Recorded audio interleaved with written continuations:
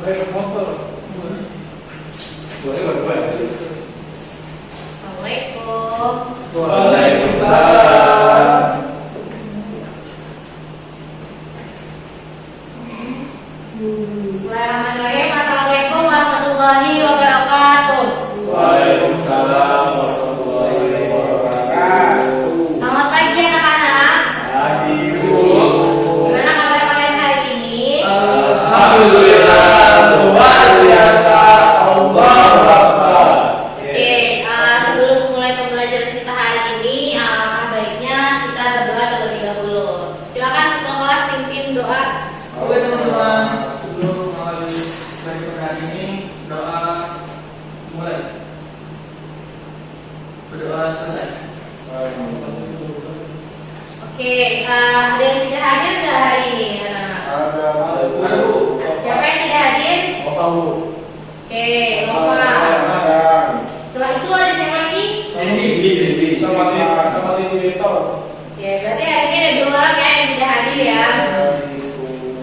Oke, tadi kita sudah mengabsen. Jadi hari ini anak-anak kita akan belajar materi tentang kearifan dalam pemanfaatan sumber daya alam.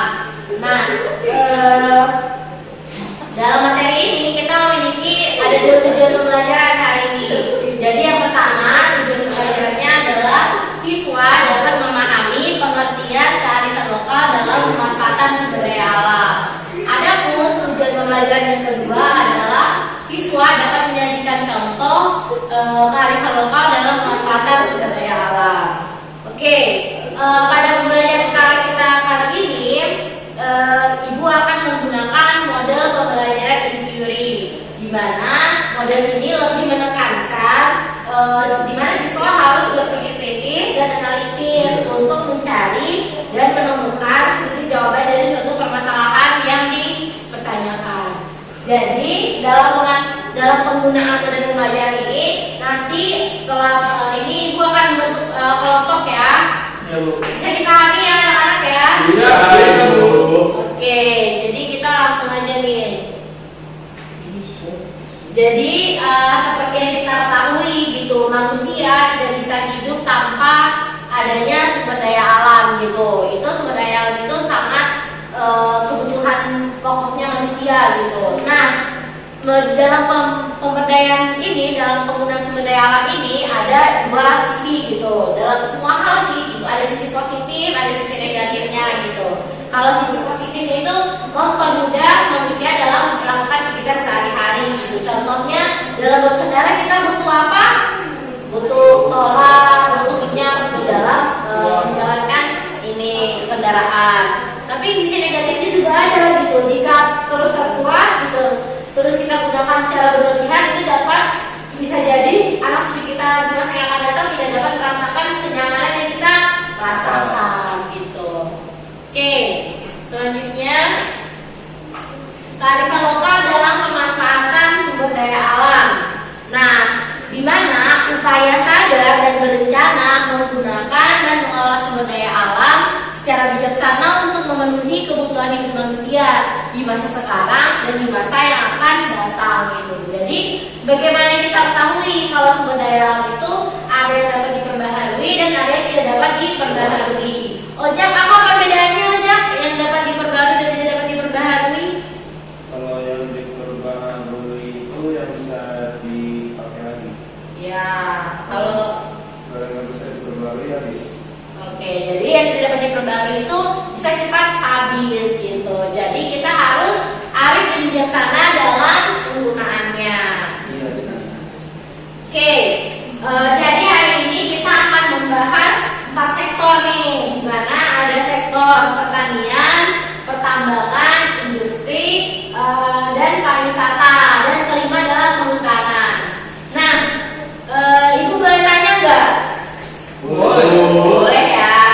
Nah, untuk sektor pertanian, menurut Agung, Ya Bu. sikap arif dan bijaksana dalam memanfaatkan sektor pertanian itu apa aja, Gung? Yang kamu ketahui aja, Gung, dalam kehidupan sehari-hari gitu. Sikap hari. Ya, apa gitu yang kamu ketahui gitu, Gung?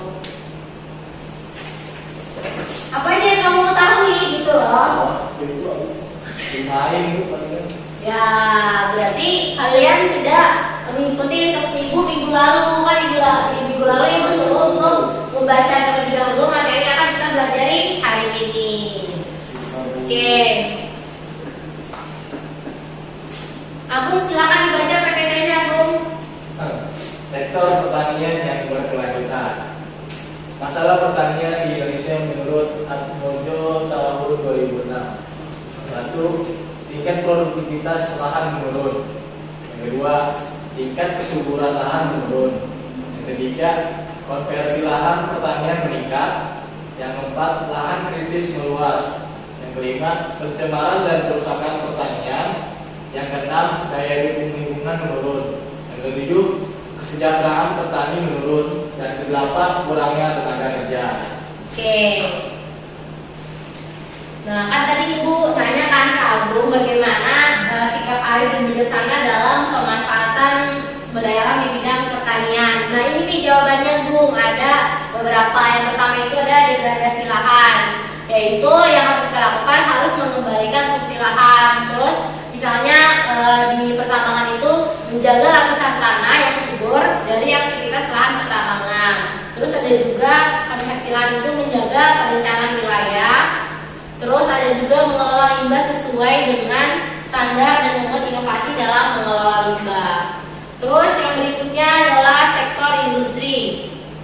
Silakan Al-Fahdi baca PPT-nya. Sektor industri yang berkelanjutan, green industry. Industri hijau adalah industri yang mengutamakan efisiensi dan efektivitas penggunaan sumber daya secara berkelanjutan sehingga mampu menyelaraskan pembangunan industri dan kelestarian lingkungan hidup, serta dapat bermanfaat bagi masyarakat dalam bentuk pembangunan perindustrian. Nah, kearifan dalam pemanfaatan sumber daya di bidang pertanian, yang pertama menyerap tenaga kerja, dua menjaga keseimbangan ekosistem dengan memberikan manfaat kepada masyarakat. Oke, jadi ini adalah 3 sikap yang harus kalian tanamkan sejak dini apabila ingin melestarikan sektor industri gitu.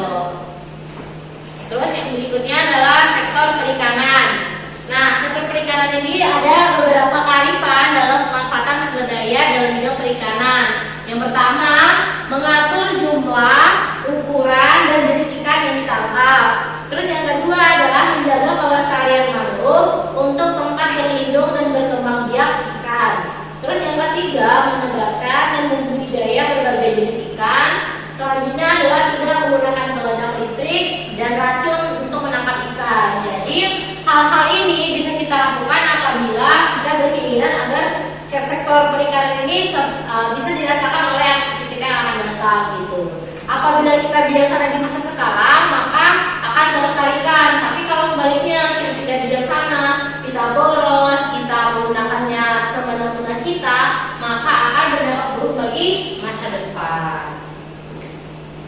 Terus setelah sektor perikanan, kita berpindah ke sektor pertambangan yang akan dibacakan oleh Farhan Fadila. Silakan Farhan.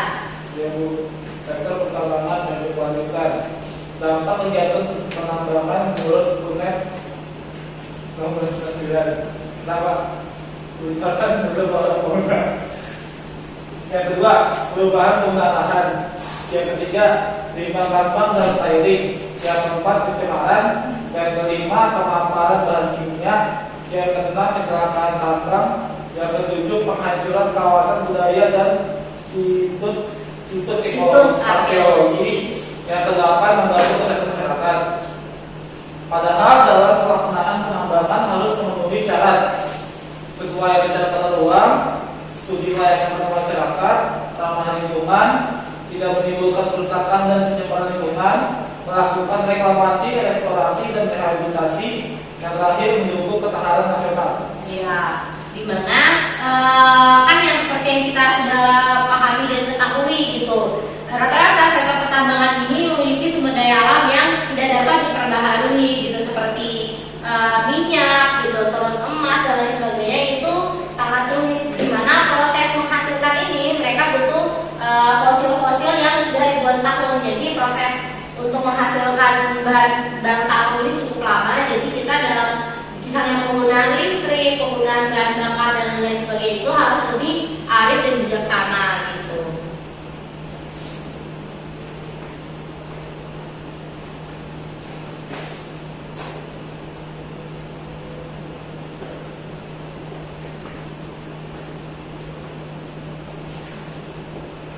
Oke, selanjutnya adalah sektor kehutanan. Kehutanan boleh dibaca oleh Muhammad Rojak. Silakan, Rojak. Sektor kehutanan yang berkelanjutan itu menetapkan kawasan konservasi hutan, meningkatkan mutu dan produktivitas hutan, meningkatkan peran dalam pengelolaan dan pengawasan hutan, Ya. mobilisasi dan rehabilitasi lahan hutan dan mutu lingkungan, meningkatkan peran pemerintah dalam pengelolaan dan pembangunan kehutanan, meningkatkan penelitian dan pengembangan di bidang kehutanan, menindak tegas pelaku perusak hutan. Iya, benar. Nah, ini enggak anak-anak tahu nggak apa aja fungsi hutan untuk kehidupan kita sehari-hari? Ayo, fungsi hutan yang pertama sebagai Sumber air.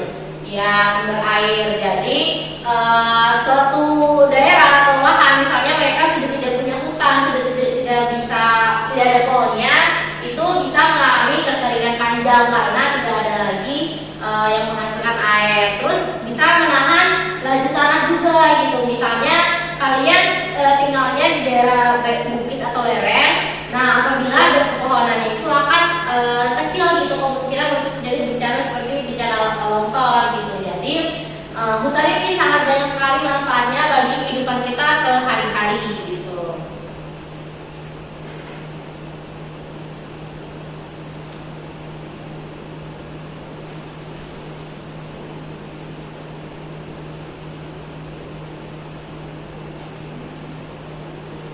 Bentar ya.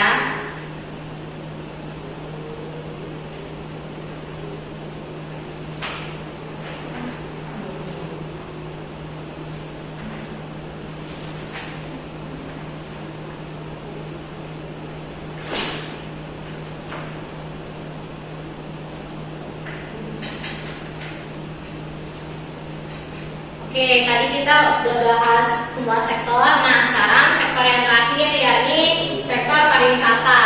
Nah, bagaimana yang kita ketahui apabila kita memiliki sumber daya alam yang banyak gitu. Salah satu cara memanfaatkannya adalah dengan mengelola baik pariwisata gitu. Tapi balik lagi seperti yang tadi di awal pembelajaran kita sampaikan bahwa hampir semua hal ini seperti dua sisi koin gitu, ada dampak positif dan ada dampak negatifnya gitu. Kan dampak positif dari pariwisata ini bisa meningkatkan ekonomi masyarakat gitu. Jadi kita bisa mengenalkan budaya dan alam kita terhadap masyarakat dunia yang lain dan lain sebagainya. Akan tetapi apabila kita tidak bijaksana dalam mengelola pariwisata, bisa merusak alam, bisa mengakibatkan bencana alam, merusak ekosistem, mengusir atau bahkan membunuh habitat aslinya dan lain sebagainya. Nah, ada beberapa hal atau elemen yang bisa kita lakukan untuk memanfaatkan atau bersikap arif dalam pengelolaan sumber daya alam di bidang sektor pariwisata. Yang pertama, partisipasi masyarakat. Terus yang kedua adalah mengikutsertakan para pelaku atau stakeholder. Terus yang ketiga, kepemilikan lokal. Yang keempat, menggunakan sumber daya berkelanjutan. Yang kelima, mempertimbangkan daya dukung. Keenam, melakukan monitoring dan evaluasi. Terus akuntabilitas, yaitu menciptakan lapangan kerja untuk masyarakat di sekitarnya, serta melakukan program pendidikan dan pelatihan. Oke, anak-anak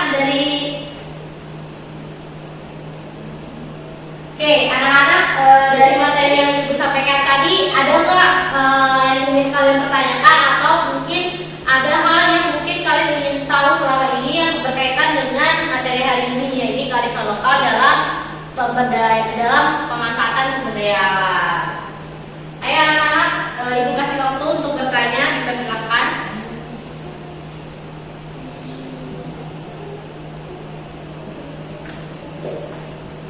Saya Bu. Oke, silakan Agung. Pertanyaannya apa? Saya ingin bertanya tentang sektor pertanian Bu. Oke, sektor pertanian. Masuk sumber daya alam juga Bu ya. Iya. Bu, Mengapa sih rata-rata yang lulusan pertanian tidak menjadi petani, Bu? Oh, oke, jadi pertanyaan Agung adalah mengapa sarjana pertanian tidak mengelola bidang keahlian mereka yang di pertanian gitu. Oke, jadi oke, kita tampung dulu ya pertanyaan dari Agung. Nah, ada lagi nggak yang bertanya anak-anak? Saya, Bu. Oke, silakan Farhan. Tanya apa? Saya ingin bertanya, Bu. Apakah dalam pemberdayaan sumber daya alam peran budaya itu sangat penting, Bu, di suatu daerah? Oke, pertanyaan dari Farhan adalah apakah dalam pemberdayaan sumber daya alam kebudayaan berperan penting di suatu daerah? Oke, saya tampung dulu ya dua pertanyaannya. Nah, balik lagi nih anak-anak, kan tadi kita sudah sepakati kalau model pembelajaran kita hari ini adalah inquiry learning. Jadi dimana kalian dituntut untuk aktif dan berpikir kritis. Jadi ibu minta kalian untuk bentuk dua kelompok ya. Ya, Bu. Oke, ayo silakan dibentuk kelompoknya. Ya. Farhan dengan Aufa ya, berarti sama siapa? Ayo sini. Ya. Oke, Farhan sama Roza. Gimana ini pembagiannya? Oke, aku sama Aufa. Farhan dengan Roza. Oke. Oke, ibu akan jadi dalam pembelajaran teori ini kita ada 5 tahap pembelajaran. Yang pertama merumuskan masalah. Jadi kita tadi udah merumuskan. Jadi sepakat ya anak-anak ya, kita akan menjawab 2 pertanyaan tadi yang ditanyakan oleh Agung dan Farhan. Jadi ibu namakan kelompok Agung di kelompok 1, kelompok Farhan jadi kelompok 2. Oke. Agung menjawab pertanyaan di sektor pertanian dan Farhan menjawab tentang penggunaan kebudayaan gitu, peran kebudayaan. Oke, ibu akan memberikan waktu 5 menit cukup ya. Cukup, Bu. Oke, silakan dimulai diskusinya.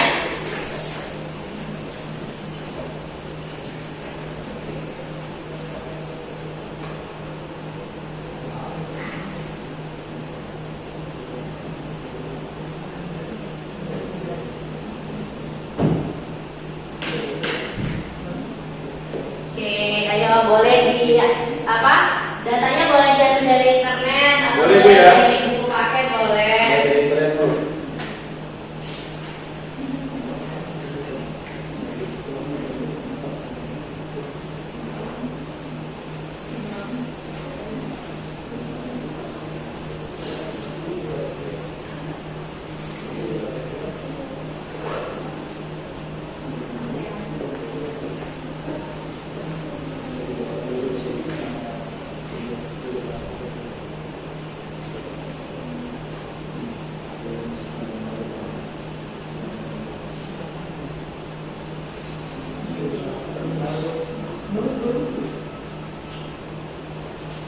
Oke, jangan lupa untuk berdiskusi ya dengan teman kelompoknya gitu.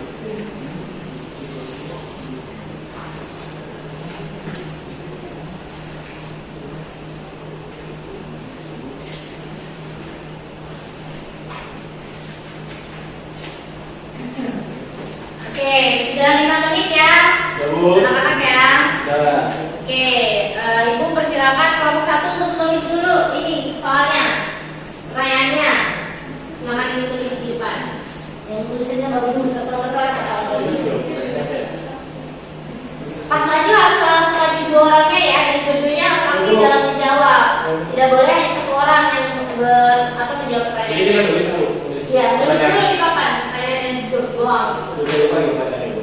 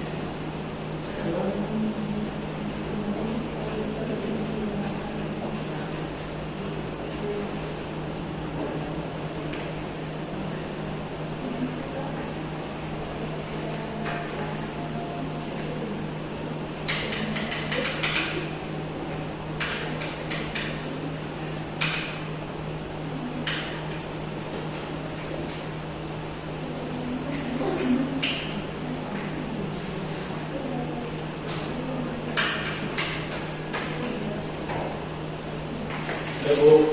Oke, sudah ya. Nah, Oke, langsung saja Ibu persilakan untuk kelompok 1 untuk mempresentasikan atau menyampaikan jawaban dari pertanyaannya. Silakan Alfa dan Agung maju ke depan. Oh, maju ke depan dulu. Iya dong, maju ke depan. Bu, tapi kalau dari internet nggak apa-apa, Bu, sebagian. Ya, nggak apa-apa. Bisa. Jawabannya Bu. Ya, kalau menurut saya, mengapa sarjana muda lulusan pertanian itu tidak berkecimpung di dunia pertanian atau mungkin petani? Karena yang sumber yang menurut saya baca itu dari pakar pertanian dosen IPB Dwi Andreas, karena fenomena ini terjadi karena sektor pertanian tidak mendapatkan pendapatan yang memadai atau bisa dikatakan tidak bisa mencukupi kebutuhan hidup mereka selama menjadi petani, karena hanya 8% generasi muda di bawah 35 tahun yang berkecimpung di dunia pertanian, dikarenakan ya anak milenial seperti kita ini, Bu, jadi ya hanya berkecimpung ya di dunia mungkin digital, Ya, industri dan bisa jadi seperti itu, jadi kurang berminat.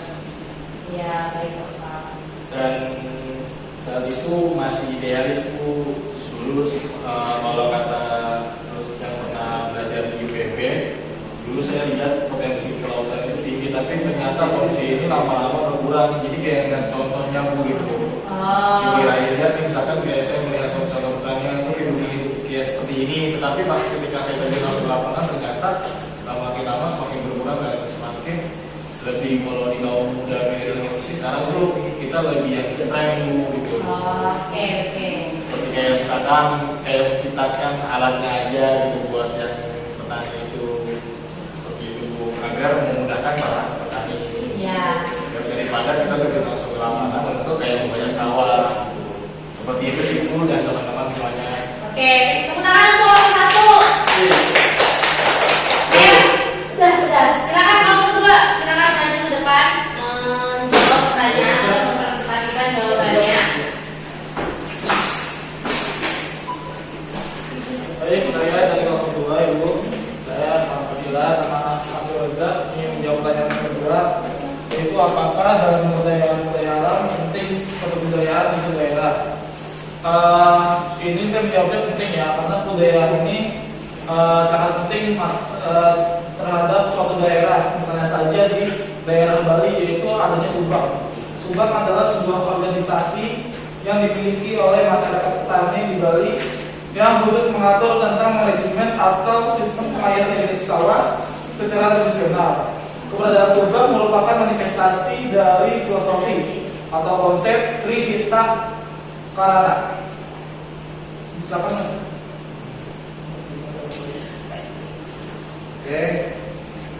Subak bagi masyarakat Bali tidak hanya sekedar sebagai sistem irigasi, tetapi juga merupakan konsep kehidupan bagi rakyat Bali itu sendiri. Dalam pandangan rakyat Bali, Subak adalah gambaran langsung dari filosofi Trihita Karana. Sebagai suatu metode penataan hidup bersama, Subak mampu bertahan selama lebih dari 1 abad karena masyarakatnya taat pada tradisi leluhur.